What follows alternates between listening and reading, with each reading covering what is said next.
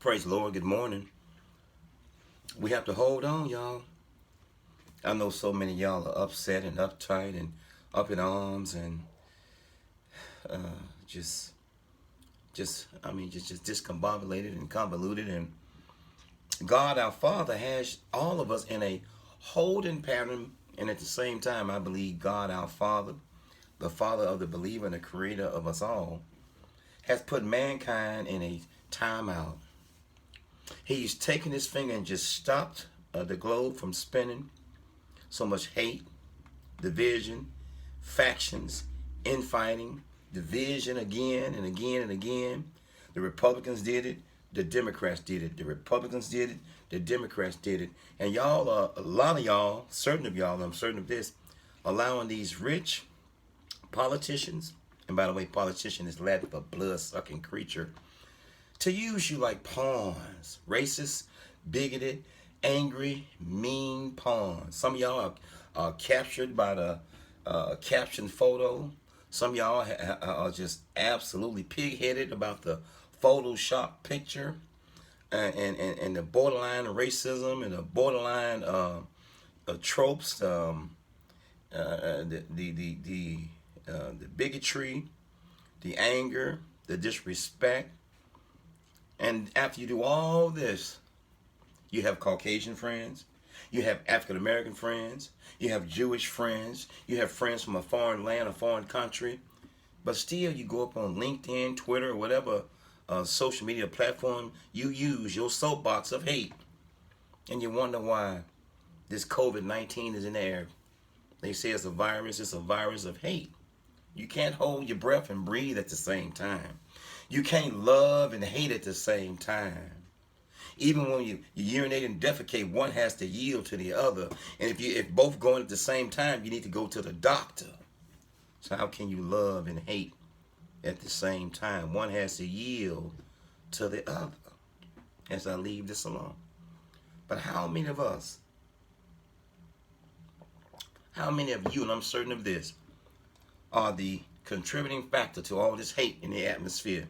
All this hate in the world. You wake up, you can't wait to log on, to post something borderline racist, borderline hateful, the mean, the racist caption photo, the racist Photoshop photo, the conspiracy theory, your children on dope, your husband is on alcohol, your wife is on anger, or vice versa, and you're so concerned with what's going on in D.C., but you let D.C. use you as a don't count pawn. They got better homes and gardens, better retirement plans, better medical, better optical, better dental, better everything. A lot of us don't even have a K in our 401k, but we're trying to kill one another as I leave this alone. The world is God has given the world an adult time out. We always talk about the children. It's a trickle-down effect. It's the adult. Families don't break up because of children. Okay, you might have drug problems and disrespect and mouth and anger and showing out and going off and being, not being a child or teenager, just being a rebellious. But families don't divorce because of children. Just like churches just don't break up because of members. Families divorce because of grown folks, because of parents, adults. Churches separate and split because of pastors and leadership and lack thereof. As I leave this alone. You don't divorce the children. You shouldn't, but people do. You don't divorce the family. You shouldn't, but people do. You divorce that man or that wife who's not holding up their end of the bargain. No. A husband and a wife are supernatural. They are purposeful spiritual roles as I leave this alone. But the world is on an ATO, an adult timeout, hate, bigotry, going back and forth on social media. I post a prayer and somebody come up and with PS to prayer or disrespect to prayer or say this belongs on Facebook. No, you belong on Facebook as I leave this alone.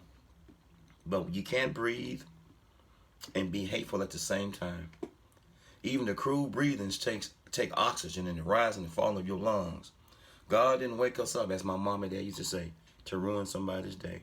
God didn't wake you up to hurt somebody. God didn't wake you up to go to jail. God didn't wake you up to do a drive-by. We lived in the projects. God didn't wake you up to commit a crime. God didn't wake you up to be shot. God didn't wake you up to sell dope. God didn't wake you up to break into no store.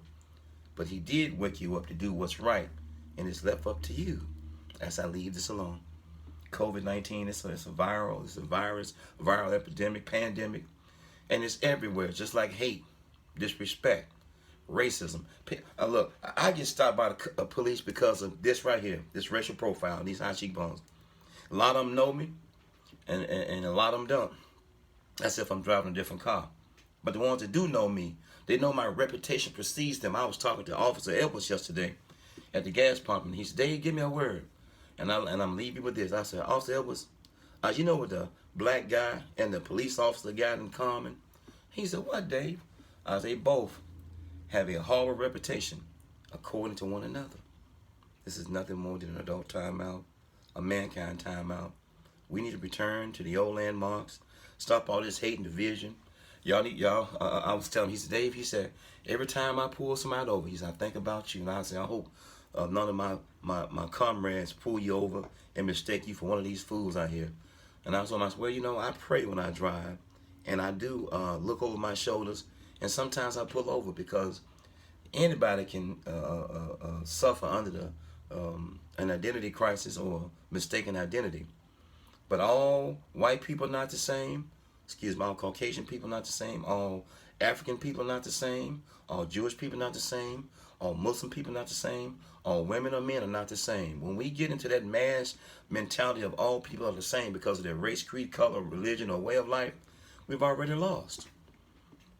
I don't know what else to say. But God didn't wake you up to ruin nobody's day. And we are in a serious timeout because of hate, racism, and bigotry. And even when the pandemic is lifted, we're still going to deal with race, hate, the rate of race, hate. We still got to deal with racism.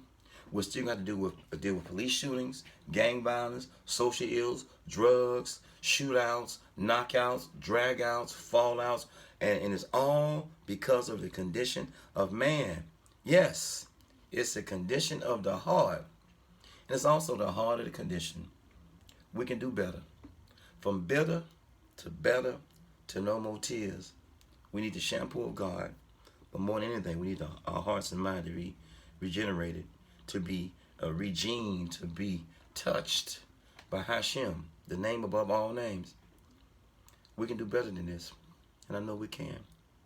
I pray that we get ourselves together and that we return to the old landmarks, and that we respect people and stop with all this hate, this infighting and factions and division. It's we the people, not I the people. And we need to stop allowing DC to use us and to pit us against one another. Good day. God bless you. Love you. And there's nothing you can do about it. Peace.